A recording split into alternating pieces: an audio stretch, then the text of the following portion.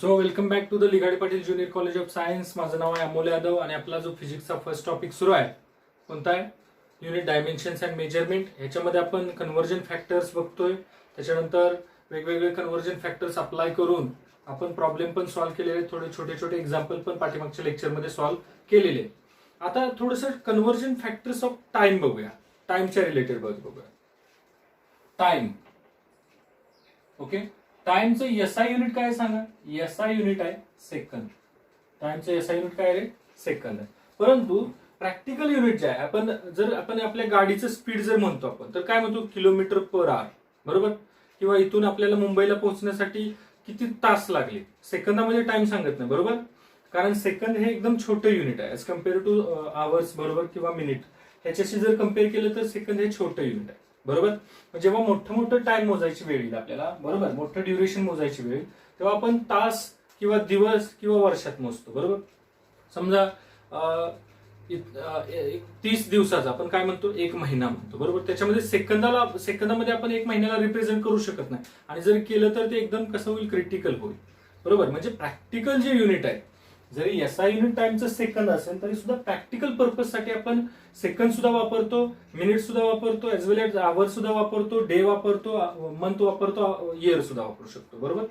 मग असा प्रश्न आहे की समजा जर विचार केला, तुम्हाला सांगितलं की एक तास, एक मिनिट म्हणजे किती रे सेकंद असतात? मला सांगा. एक मिनिट म्हणजे असतात 60 सेकंद. ओके, जे काय आपल्याला माहित आहे ते लिहायचं. त्याच्यानंतर 1 आवर म्हणजे किती रे सांगा? 60 मिनिट, बरोबर? म्हणजेच किती रे? 60 इंटू 60. बघा, 60 मिनिट म्हणजे 60 मिनिटं, आणि एका मिनिटात किती सेकंद? 60. म्हटल्यावर किती होणार? 3600 सेकंद. लक्षात येते? त्याच्यानंतर समजा मी 1 डे म्हणलं, 1 डे इज इक्वल टू काय सांगा? 24 आवर्स. Okay, 24 hours. मला सांगा 24 आवर्स म्हणजे 24 तासात किती सेकंद येणार आहे? तर एका तासात 3600, मग 24 तासात 3600 इंटू किती रे? 24. ओके, मग हे अप्रॉक्सिमेटली किती यायला पाहिजे? तर अप्रॉक्सिमेटली 86,400 सेकंद येतात. लक्षात घ्या, एका दिवसात म्हणजे 24 तासात किती सेकंद असतात? तर 86,400 सेकंद एका दिवसात असतात. समजतंय? आपण बघा, तुम्हाला जर विचारलं मिनिटामध्ये दिला असेल तर सेकंदामध्ये कन्वर्ट करता येतो, आवर्स मध्ये दिला असेल तरी सेकंद मध्ये कन्वर्ट करता येतो, डे मध्ये दिला असेल तरी सुद्धा सेकंद मध्ये कन्वर्ट करता येणार आहे. समजा तुम्हाला असं म्हणलं की 1 इयर इज इक्वल टू किती रे? 365 डेज म्हणतो, बरोबर आहे? मग याला 365 एका दिवसात किती? 86,400. मग 365 इंटू किती येणार? 86,400 सेकंद. आता हे प्रॅक्टिस तुम्ही घरी करा, समजतंय? परंतु बेसिकली इयर्स मध्ये तुम्हाला वर्षामध्ये तुम्हाला प्रॉब्लेम देत नाही, जास्तीत जास्त दिवसामध्ये दिलेले असतात. ठीक आहे, हे कन्व्हर्जन फॅक्टर वापरून समजा तुम्हाला स्पीड जर म्हटलं, मी स्पीड जर एखाद्या गाडीचं असं म्हणलं की तुम्हाला 72 किलोमीटर पर आवर, बरोबर? स्पीड जे आहे गाडीचं ते आपण कसं मोजतो? किलोमीटर पर आवर मध्ये मोजतो, बरोबर? किती किलोमीटर प्रति तासाला आपण एखाद्या गाडीचं स्पीड म्हणतो? आपण म्हणतो ना 80 kilometre per hour, 85 kilometre per hour, 95 kilometre per hour, 70 kilometre per hour, 72 kilometre per hour. म्हणजे हे जे युनिट आहे, हे युनिट कुणाचं आहे? स्पीडचं युनिट आहे. आलं लक्षात? हे एसआय युनिट आहे का? नाही, हे प्रॅक्टिकल पर्पज साठी आपण वापरतो, बरोबर? ऍक्च्युअली एसआय युनिट काय सांगा? मीटर पर सेकंद आहे, बरोबर? लक्षात आलं? परंतु मीटर पर सेकंद मध्ये स्पीड जर रिप्रेझेंट करायचं म्हटलं तर इथली जी न्यूमेरिकल व्हॅल्यू येणार आहे ती कशी येते? जास्त येते. आलं लक्षात? मग आता मला सांगायचं, तुम्ही 72 किलोमीटर पर आवर म्हणजेच किती रे? Metre per second. म्हणजेच इथं काय करायचं? 7 किलोमीटर पर आवरचं मीटर पर सेकंद मध्ये कन्वर्ट करायचं आहे. आलं लक्षात? मग काय करणार सांगा? हा 72 तर तसाच लिहिला. किलोमीटरचं बघा, किलोमीटरचं फक्त मीटर करायचं आहे. मग तुम्हाला माहित आहे 1 किलोमीटर म्हणजे किती असतो? 1000 मीटर असतो. 1 किलोमीटर म्हणजे असलेला 1000 मीटर. ओके, लिहिलं. अपॉन 1 आवर म्हणजे किती सेकंद? इथे लिहून ठेवले. 1 आवर म्हणजे 3600 सेकंद. 3600 सेकंद. आलं लक्षात? ह्या 2 झिरोना ह्या 2 झिरोनी काय केलं, मारून टाकलं. राहिलं काय सांगा, 10/36 म्हणजे 72 इंटू 10/36 ला भाग जातो बघा कसं येणार सांगा, 2 5 जार 10 आणि 2 18 जार 36 म्हणजे 5/18. मग मला सांगा हा 72 तसाच राहिला, फक्त किलोमीटर पर आवरचं मीटर पर सेकंद करण्यासाठी काय केलं तुम्ही, किलोमीटर पर आवरचं मीटर पर सेकंद करण्यासाठी 5/18 ने काय करणार तुम्ही, मल्टिप्लाय करणार. लक्षात ठेवायचं. बघा काय दिलंय, स्पीडचं युनिट कन्व्हर्जन फॅक्टर दिला मी, किलोमीटर पर आवरचं मीटर पर सेकंद करण्यासाठी 5/18 ने मल्टिप्लाय करा. लक्षात राहील हे. आता इथून तुम्ही सिम्प्लिफाय करू शकता, किती येणार, 18 4 जार 72 आणि 4 5 जार 20 मीटर पर सेकंद. लक्षात. म्हणजे जेव्हा गाडी एखादी 72 किलोमीटर पर आवर एवढ्या स्पीडने जाते, म्हणजेच एका तासामध्ये ती 72 किलोमीटर जाईल, जर स्पीड कसं असेल, कॉन्स्टंट असेल, स्पीड जर बदलत नसेल तर. लक्षात. मग एक तासामध्ये ती 72 किलोमीटर जाईल. मग एका सेकंदात किती जाणार आहे, तर एका सेकंदात 20 मीटर एवढी जाते.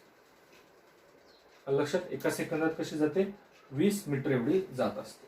समजते सगळ्यांना. ठीक आहे. ह्याच्यानंतर आपण एखादं मी ह्याचं प्रॅक्टिसला देऊ का तुम्हाला. ठीक आहे. ह्याच्यानंतर आपण पुढे जायचंय, थोडस अजून एखादं एक्झाम्पल देतो मी. समजा एसआय युनिट नसेल आणि वेगळं तुम्हाला कन्व्हर्जन करायचं. फॉर एक्झाम्पल मायक्रोमीटर समजा असं म्हणेन मी 7 मायक्रोमीटर म्हणजे किती रे, पिकोमीटर असं म्हणायचं मला. 7 मायक्रोमीटर म्हणजे किती रे, पिकोमीटर असं जर कन्व्हर्जन फॅक्टर विचारलं, म्हणजे इथे तुम्हाला कुठलाच मीटरमध्ये कन्व्हर्ट करायचं नाही. असं नाही मायक्रोमीटरचं मीटरमध्ये किंवा पिकोमीटरचं मीटरमध्ये असं नाही करायचं, मायक्रोमीटरचं पिकोमीटरमध्ये करायचं. जर अशी वेळ आली तर काय करायचं सांगतो तुम्हाला. हा 7 असाच, हा एक नंबर आहे पर्टिक्युलर, असा हा लिहिला काय नाही लिहिला काय आता तुम्हाला दाखवतो बघा. एक एक्झाम्पल घेऊन मायक्रोमीटरचं पिकोमीटरमध्ये, ह्याचं दोघांचा कॉमन काय आहे तर मीटर आहे, बरोबर.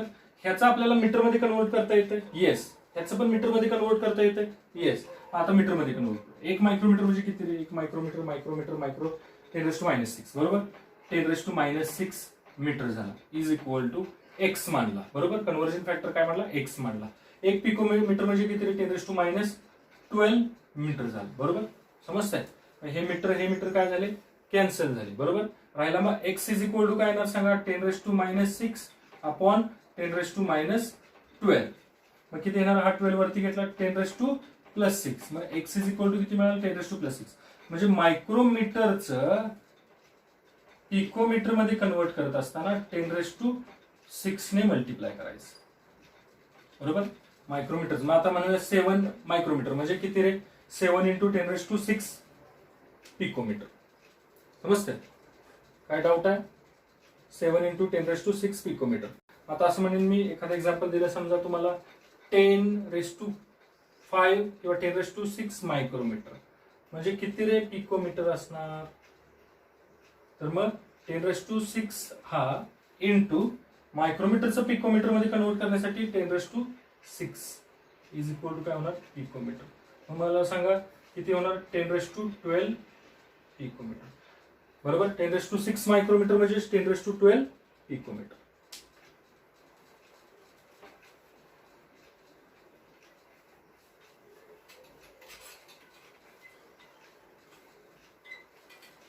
आता समजा मी असं म्हणेन की मिलीमीटरचं सेंटीमीटर मध्ये कसं कन्वर्ट करणार, मिलीमीटरचं सेंटीमीटर मध्ये. दोघांचं पण तुम्हाला कन्व्हर्जन फॅक्टर मीटर मधले माहित आहे, बरोबर. मग मिलीमीटरचं काय सांगा, 10⁻³ मीटर. लक्षात येतं. आणि सेंटीमीटरचं काय सांगा, कन्व्हर्जन फॅक्टर मी किती मानतो, एक्स मानला, बरोबर. एक्स इंटू सेंटीमीटरचं मीटर 10⁻² मीटर. हे मीटर कॅन्सल झाले. एक्स इज इक्वल टू किती मिळेल, 10⁻³ अपॉन 10⁻² इज इक्वल टू काय ना सांगा, 10⁻1 येणार, बरोबर. म्हणजेच जेव्हा मिलीमीटरचं सेंटीमीटर मध्ये कन्वर्ट करायची वेळ येईल तेव्हा 10⁻1 ने काय करायचंय तुम्हाला, मल्टिप्लाय करायचं. समजलं. आता उलट सेंटीमीटरचं मिलीमीटर मध्ये कन्वर्ट करायचंय, 10⁻+1 ने मल्टिप्लाय करायचं. समजतायत हे कन्व्हर्जन फॅक्टर.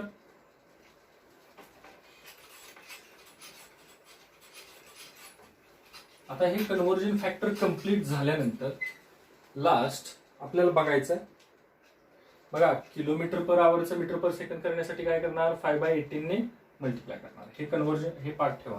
किलोमीटर पर आवरचं मीटर पर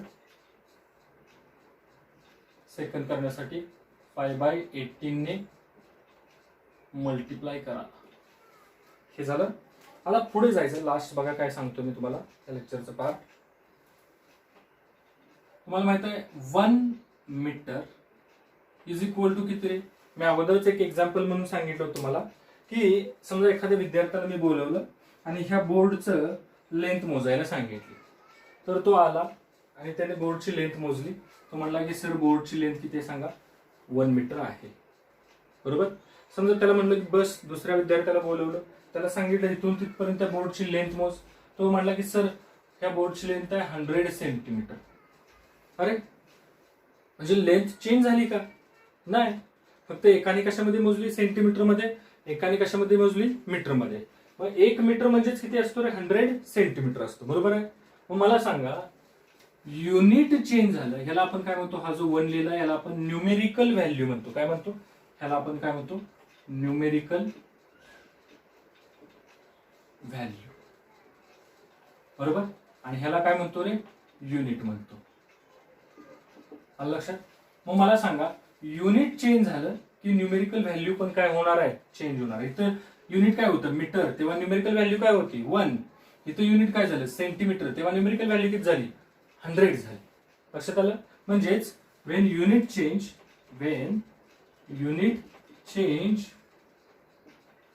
न्यूमेरिकल व्हॅल्यू ऑल्सो काय होईल रे, चेंज होईल, चेंज. लक्षात आलं. जेव्हा युनिट चेंज होईल तेव्हा न्यूमेरिकल व्हॅल्यू सुद्धा काय होणार आहे, चेंज होणार आहे. लक्षात ठेवा. मग आता असं म्हणेन की मला सांगा ही जी फिजिकल क्वांटिटी आहे ती चेंज झाली का, नाही. फिजिकल क्वांटिटी तेवढी आहे, लेंथ ऍक्च्युली तेवढीच आहे, 1 मीटरच आहे. बरोबर. मग मीटर मध्ये मोजली तर 1 मीटर. बरोबर. आणि जर सेंटीमीटर मध्ये मोजली तर किती रे, 100 सेंटीमीटर. समजतंय. म्हणजे ऍक्च्युली लेंथ आहे तेवढीच आहे बोर्डची लेंथ चेंज झालेली नाही. नाहीतर एका विद्यार्थ्याने बघितलं तर 1 आहे म्हणजे छोटा आहे, आणि एका विद्यार्थ्याने मोजलं तर 100 आहे म्हणजे खूप मोठं झालं. नाही, तेवढीच आहे. फक्त काय केलंय, युनिट चेंज झाल्यामुळे न्यूमेरिकल व्हॅल्यू पण चेंज झाल्या. असं म्हणूया आपण, या न्यूमेरिकल व्हॅल्यूला मी म्हणतो Q1. लक्षात आलं. किंवा Q1 म्हणण्यापेक्षा आपण म्हणूया न्यूमेरिकल व्हॅल्यू 1, N1. आणि युनिट कुठला आहे, U1, N1 U1 is equal to, मला सांगा ही जी न्यूमेरिकल व्हॅल्यू सेकंड आहे ती काय घेऊया आपण, N2. आणि युनिट काय, U2. लक्षात आलं. म्हणजेच numerical value into unit, numerical value into unit. हे कसं आहे रे, कॉन्स्टंट आहे. मला सांगा लेंथ ऍक्च्युली बोर्डची चेंज झाली का, नाही, तेवढीच आहे. फक्त मीटर मध्ये मोजली तर 1, सेंटीमीटर मध्ये मोजली तर 100. आलं लक्षात. म्हणजे N1 U1 is equal to N2 U2. Therefore N into U is equal to कसं घ्यायचं, कॉन्स्टंट घ्यायचं. लक्षात. N into U is equal to काय घेतला, कॉन्स्टंट घेतला. मग N इज इक्वल टू कसं लिहूया, constant upon U. N is equal to कसं लिहिला मी, कॉन्स्टंट अपॉन U. मग असं लिहू शकतो मी, N इज कसा proportional to U, inversely proportional to U. बघा, numerical value is inversely proportional to U. ह्याचा अर्थ काय झाला, तर युनिट जर मोठा असेल तर त्याची न्यूमेरिकल व्हॅल्यू छोटी असणार. बघा, जर युनिट मोठं तर न्यूमेरिकल व्हॅल्यू छोटी. जर युनिट मोठे असेल तर न्यूमेरिकल व्हॅल्यू छोटी असणार. ओके. बघा, याचं एक एक्झाम्पल देतो. युनिट काय, मीटर, आणि इथं युनिट काय, सेंटीमीटर. सांगा युनिट मोठं कुठलं, मीटर युनिट मोठं आहे ऍज कम्पेअर टू सेंटीमीटर. बरोबर. मग मीटर हे युनिट मोठं आहे म्हणल्यावर त्याची न्यूमेरिकल व्हॅल्यू छोटी झाली. आणि सेंटीमीटर हे युनिट कसं आहे, छोटं आहे, तर त्याची न्यूमेरिकल व्हॅल्यू काय झाली, मोठी झाली. समजताय. म्हणजेच न्यूमेरिकल युनिट जर मोठा असेल तर त्याची न्यूमेरिकल व्हॅल्यू छोटी, आणि युनिट जर छोटा असेल तर न्यूमेरिकल व्हॅल्यू मोठी असणार. लक्षात आलं. म्हणजे N is inversely proportional to U. आता ह्या केसमध्ये ह्याच्यावरती प्रॉब्लेम कसे विचारतात, तर एखादी फिजिकल क्वांटिटी आहे, त्या फिजिकल क्वांटिटीचं समजा युनिट जर आपण काय केलं, डबल केलं तर जी न्यूमेरिकल व्हॅल्यू आहे ती कशी होईल? लक्षात आलं? म्हणजे इथं काय होणार सांगा, युनिट जर डबल केलं तर न्यूमेरिकल व्हॅल्यू काय होणार आहे? हाफ होणार आहे. आलं लक्षात? युनिट जर 4 टाइम्स केलं तर न्यूमेरिकल व्हॅल्यू 1/4 टाइम्स होणार आहे. सो फ्रेंड्स, आता ह्याच्यावरती डिपेंड असणारे प्रॉब्लेम्स बघा. कोणता फॉर्म्युला आपण बघितला आता? N1U1 is equal to N2U2. बरोबर? ह्याच्यावरून आपण काय लिहिलं होतं? Numerical value is inversely proportional to unit. बरोबर? जर समजा युनिट मोठा असेल तर त्याची न्यूमेरिकल व्हॅल्यू छोटी असते आणि युनिट जर छोटा असेल तर न्यूमेरिकल व्हॅल्यू मोठी असते. फॉर एक्झाम्पल, मोठं युनिट कुठला? मीटर. मीटर मध्ये आपण 1 न्यूमेरिकल व्हॅल्यू वापरली, तर छोटे युनिट कुठला आहे? सेंटीमीटर. सेंटीमीटर मध्ये न्यूमेरिकल व्हॅल्यू काय येणार आहे? 100. ओके. बऱ्याच वेळेला असं विचारतात की ही न्यूमेरिकल व्हॅल्यू फाइंड करा. काय फाइंड आउट करा? ही न्यूमेरिकल व्हॅल्यू फाइंड आउट करा.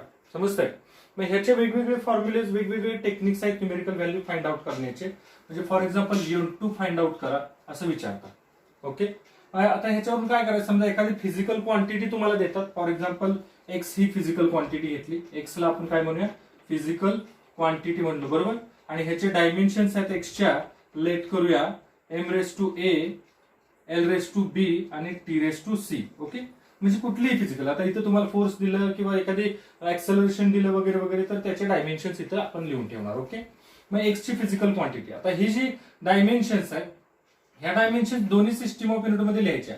बरोबर? आता डायमेन्शन सेमच राहणार आहेत, परंतु आता वेगवेगळ्या सिस्टीम ऑफ युनिट मध्ये रिप्रेझेंट करण्यासाठी आपण काय करतो? सफिक्स वेगवेगळा वापरतो. फॉर एक्झाम्पल N1 × बघा डायमेन्शन्स एक्स ह्या फिजिकल क्वांटिटीच्या M1 L1 T1. Okay. (a) dimensions त्याच आहेत, m⁴ l⁴ t⁴ परंतु 1 सफिक्स कशासाठी? Suffix 1 for U1. बरोबर? युनिट 1 साठी आपण सफिक्स 1 वापरला. इज इक्वल टू N2 काय ना सांगा? M2 L2 T2 (a) (b) dimensions ह्या दोन्ही सेमच आहे. फक्त इथं काय, ह्या डायमेन्शन्स इन एका सिस्टीम ऑफ युनिट आणि ह्या dimensions in other system of unit. Suffix 2 आपण कशासाठी वापरतोय? फॉर U2 साठी. बरोबर? आता ह्याच्यावरून N2 काढा असं विचारतात. मग N2 साठी फॉर्म्युला कुठला बघा? N2 इज इक्वल टू, हा जो ब्रॅकेट आहे तो याला डिवाइड होईल. N1 कसा होईल सांगा? M1 L1 T1 (a) (b) (c) upon कसं आहे ना सांगा? हा जो पलीकडला ब्रॅकेट आहे तो अलीकडे आला. M2 L2 T2 (a) (b) आणि (c). ओके. बरं, आता इथं पण बघा M ची पॉवर a आहे, M1 ची पॉवर a आहे आणि M2 ची पॉवर पण a आहे. म्हणजे आपण काय लिहू शकतो बघा? असं लिहू शकतो N2 is equal to N1 M1 upon M2 bracket raise to a असं लिहू शकतो. परत L1 ची पॉवर b आहे आणि L2 ची पॉवर पण b आहे. म्हणजेच आपण दोघांना एका ब्रॅकेटमध्ये L1 अपॉन L2 असं लिहून ब्रॅकेटला पॉवर देऊ शकतो b. तसंच T1 अपॉन T2 बरोबर ब्रॅकेट रेस टू c करू शकतो. T1 upon T2 bracket raise to c. हा जो फॉर्म्युला मित्रांनो, हा फॉर्म्युला पाठ करून ठेवायचा. ह्या फॉर्म्युल्यावरती डिपेंड असणारे आपण प्रॉब्लेम सॉल्व्ह करायचे. हा फॉर्म्युला आपल्याला काय देणार आहे? तर एका सिस्टीम ऑफ युनिट मध्ये तुम्हाला न्यूमेरिकल व्हॅल्यू दिली असेल तर दुसऱ्या सिस्टीम ऑफ युनिट मध्ये न्यूमेरिकल व्हॅल्यू फाइंड आउट करता येते. ओके.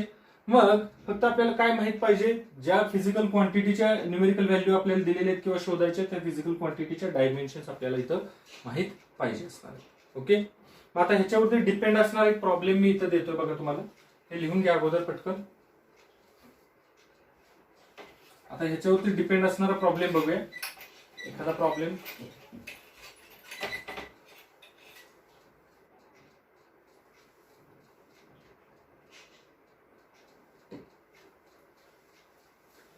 ठीक आहे. प्रॉब्लेम दिलाय बघा. ह्या फॉर्म्युल्यावरती डिपेंड असणारा हा फॉर्म्युला वापरायचा कसा, प्रॉब्लेम कसा व्हिज्युअलाइज करायचा बघूया आपण.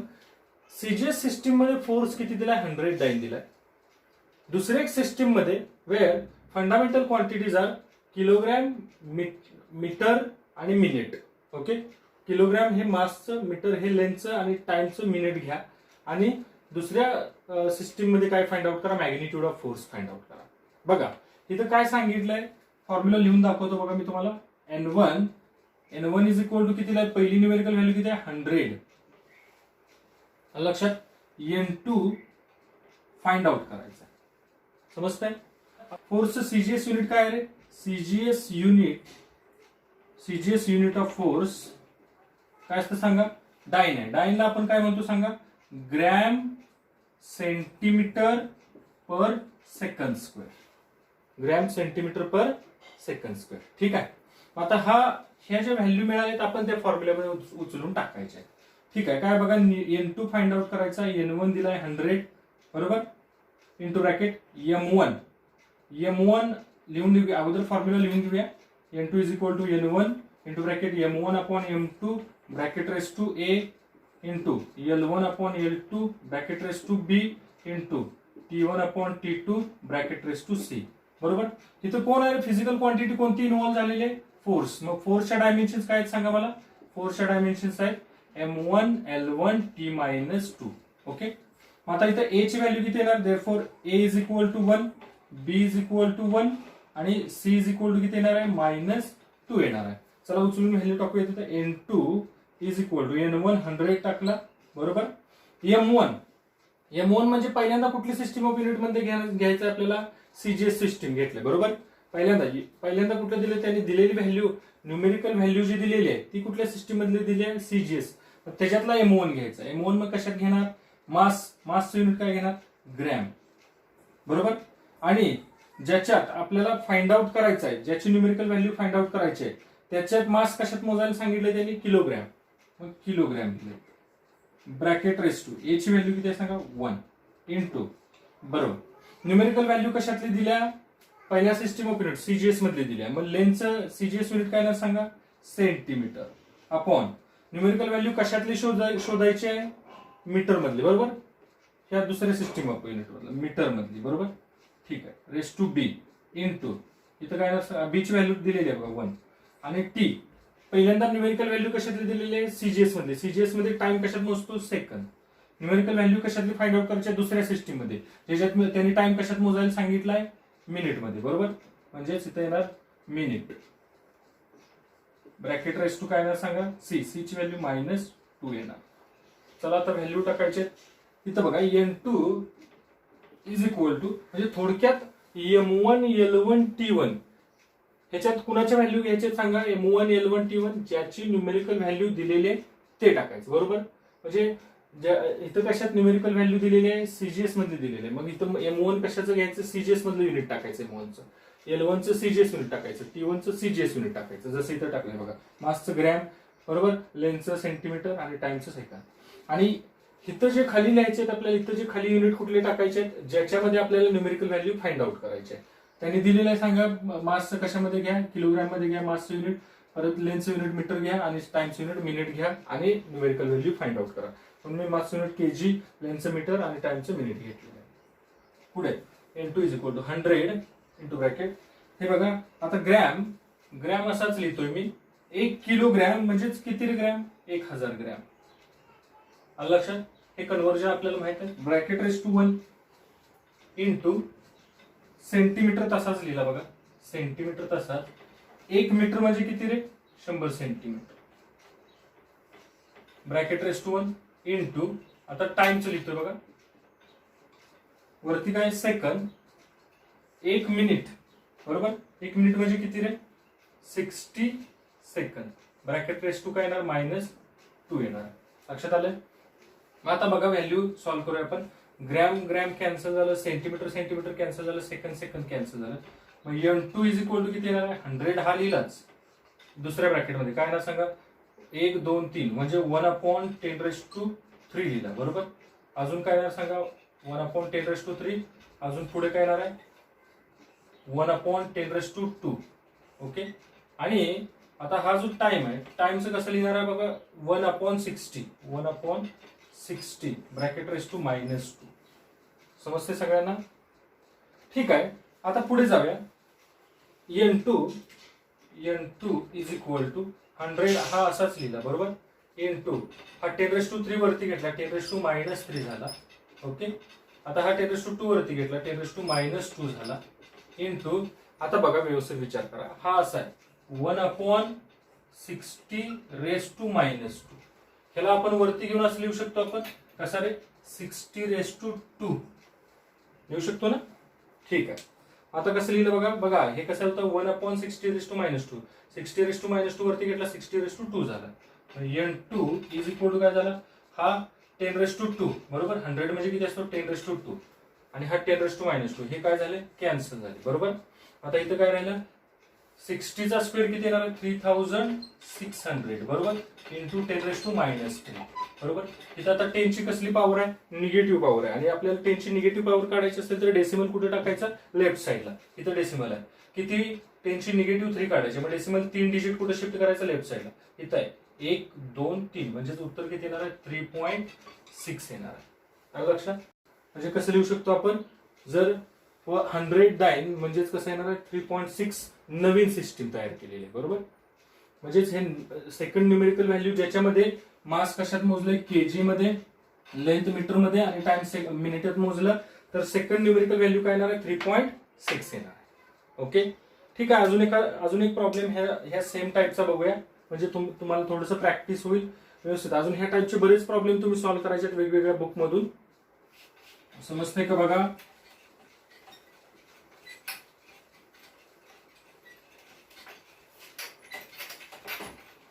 एकदम सिंपल मेथडने जायचं, कुठेही गोंधळ करायचा नाही, काय नाही, इझी मेथड अप्लाय करायची.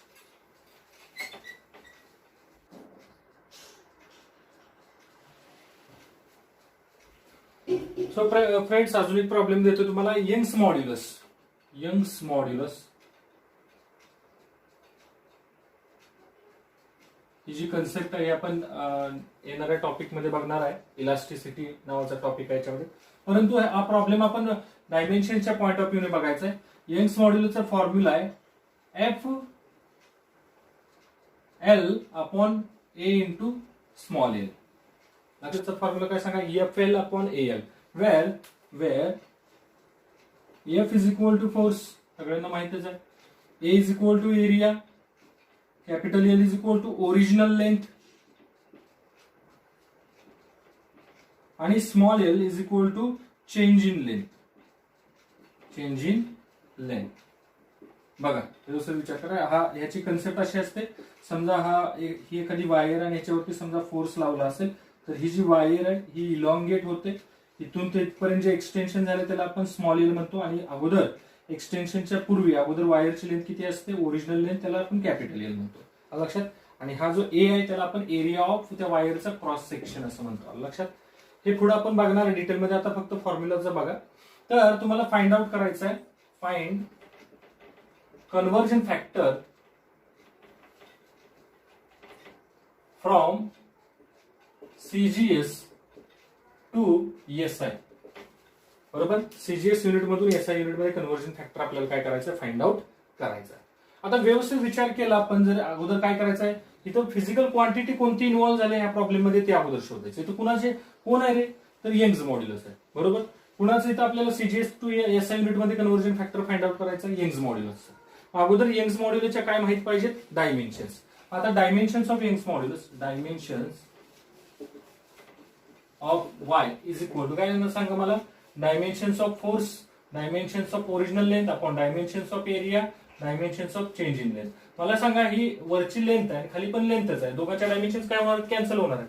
राहिला काय मग सांगा, यंग्स मॉड्युलसच्या डायमेन्शन्स येणार, फोर्सच्या डायमेन्शन्स काय सांगा, M1L1T-2, ओके, अपॉन एरियाच्या डायमेन्शन्स काय सांगा, L2. मग हे जर सिम्प्लिफाय केलं तर काय ना सांगा, M1L-1T-2. ह्या डायमेन्शन्स कुणाच्या येणार, यंग्स मॉड्युलसच्या. ओके, आता आपल्याला काय फाइंड आउट करायचंय, CGS युनिट टू SI युनिटचा कन्व्हर्जन फॅक्टर फाइंड आउट करायचा आहे. आलं लक्षात.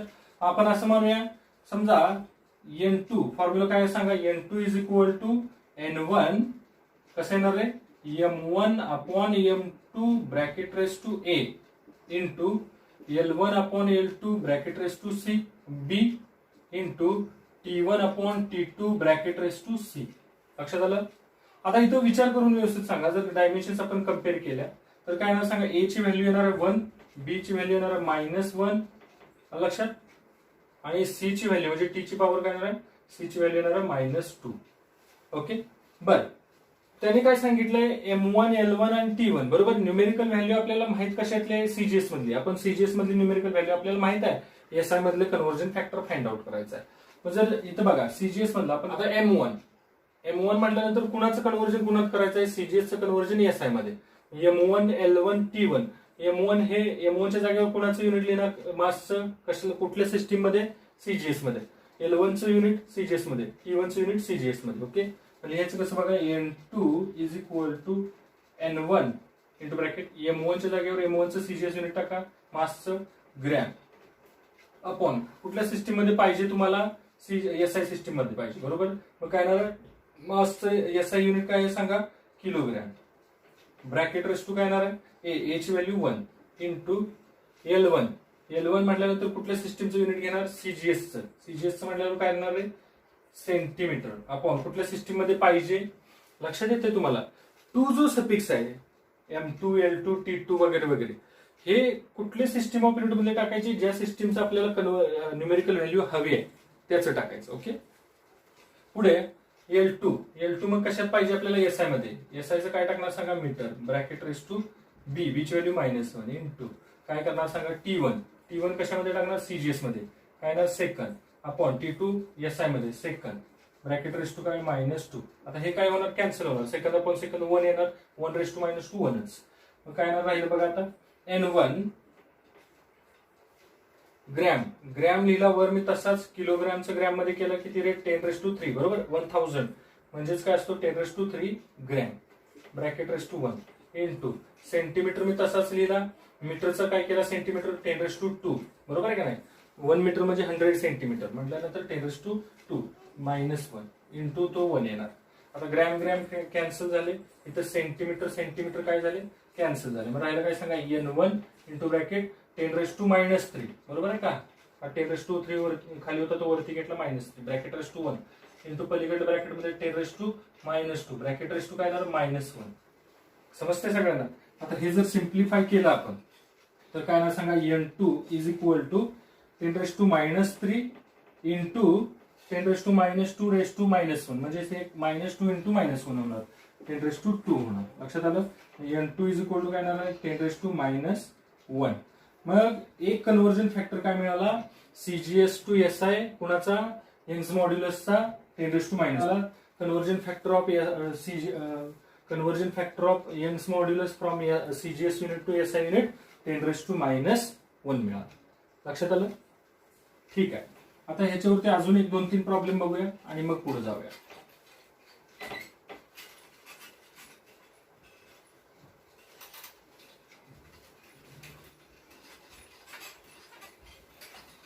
आता वेगळ्या पद्धतीचा प्रॉब्लेम बघा कसा आहे, सांगतो तुम्हाला. If unit of length is double then its numerical value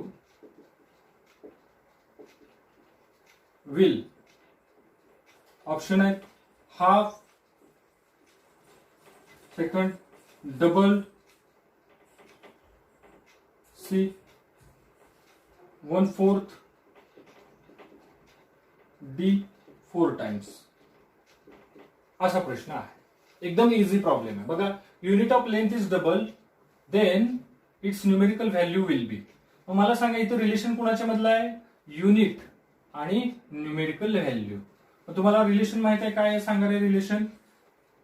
numerical value is inversely proportional to unit. Okay, मग मला सांगा इथं युनिट जर डबल केलं तर न्यूमेरिकल व्हॅल्यू काय होईल रे, हाफ होणार आहे. बरोबर, अगोदर मी सांगितलं होतं युनिट जर वाढवलं तर न्यूमेरिकल व्हॅल्यू काय होणार, कमी होणार, कारण हे कसं प्रोपोर्शनल आहे, इनव्हर्सली प्रोपोर्शनल आहे. युनिट डबल झालं numerical value half, unit half झालं numerical value double, unit 4 times झालं न्यूमेरिकल व्हॅल्यू 1/4 टाइम्स होईल.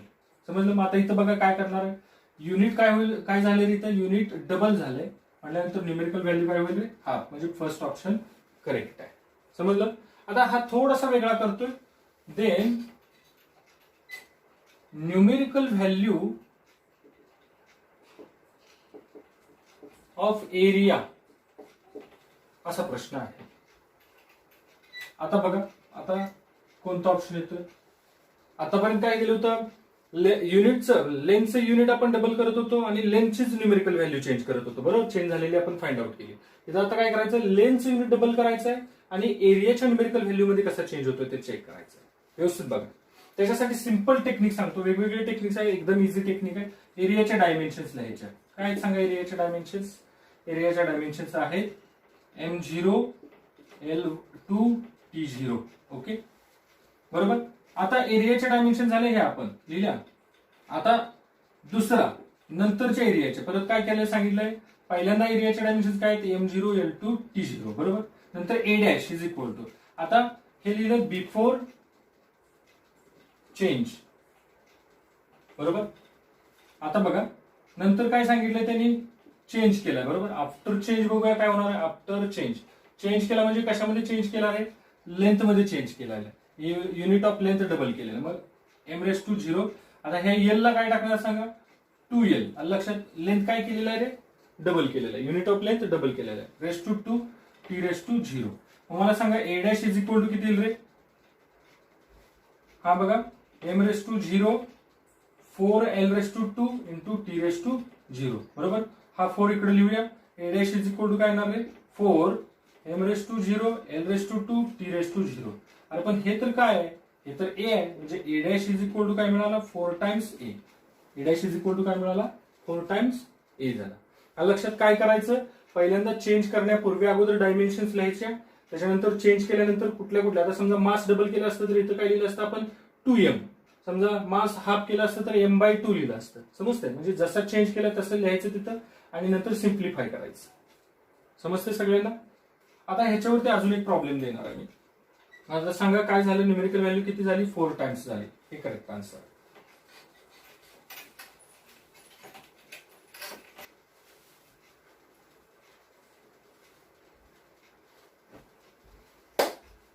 ठीक आहे, ते 2 प्रॉब्लेम दिलेत बघा तुम्हाला. काय सांगितलं बघा, फोर्स दिला 5 न्यूटन. जर अगोदर फोर्स किती सांगा, 5 न्यूटन आहे, आणि नंतर काय केलं, जर unit of length and time double and unit of mass half, then numerical value of force will be. समजतंय. अगोदर लिहूया फोर्सच्या डायमेन्शन्स काय सांगा. फोर्सच्या डायमेन्शन्स आहेत M1 L1 T-2, बरोबर. हे कधी रे, बिफोर चेंज. Before change.